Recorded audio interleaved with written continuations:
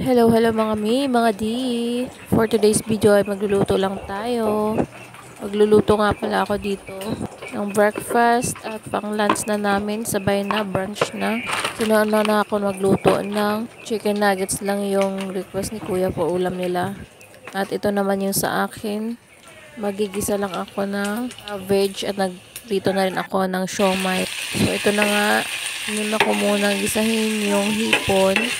At nilagay ko na yung mais. Nilagay ko siya ng mais na sobra ko nung nakarang araw.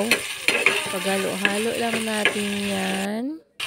Ayun na. At nilagay ko na ang cabbage. At nilagyan ko na rin siya ng seasoning.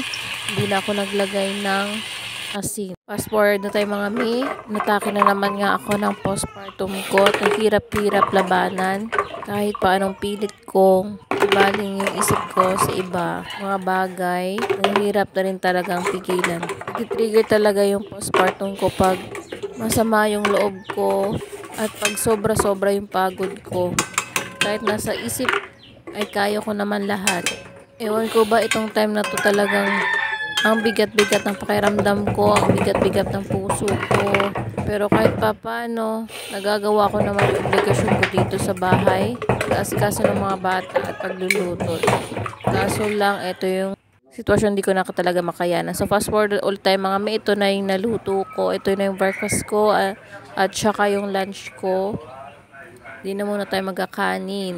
So that's it for today mga may. Thank you for watching. Please subscribe my channel. God bless.